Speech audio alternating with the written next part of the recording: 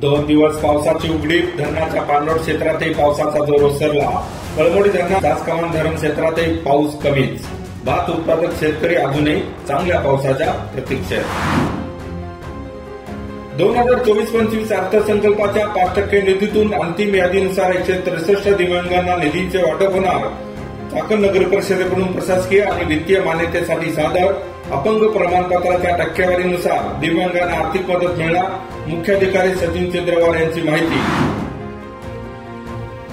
पावसाअभावी पश्चिम पट्ट्यातील भात लागवड रेंगाळली. खेड तालुक्यात अवघी 24% भात लागवड. सोयाबीनचा पेरा वाढला. पावसाळी बाजरी हद्दपार. कृषी विभागाची माहिती. प्रधानमंत्री पीक विमा योजनेला 31 जुलैपर्यंत मुदतवाढ. खेड तालुक्यात 26,711 शेतकऱ्यांनी काढला पीक विमा. शेतकऱ्यांनी मुदतवाढीचा लाभ घ्यावा. तालुका कृषी विभागाने केलं आवाहन.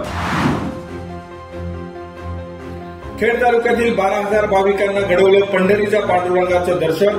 मी सेवेकरी सोशल फाउंडेशनच्या पुढाकारातून हजारो भाविकांनी केलं देवदर्शन. मोफत पंढरपूर यात्रा दर्शनाची तालुक्यात सकारात्मक चर्चा.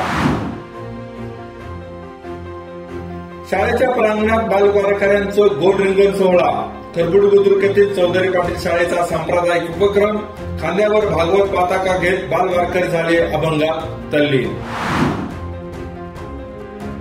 म्हाळुंगे एमआयडीसीमधील होरिबा कंपनीत सिक्युरिटी सुपरवायझरला मशीन ऑपरेटरकडून बेदम मारहाण. कंपनीच्या एचआर विभागाने केली शिवीगाळ. पोलिसात 4 विरोधात गुन्हा दाखल. 3 साथीदारांनी मिळून कमरेच्या बेल्टनं सुपरवायझरची केली धुलाई.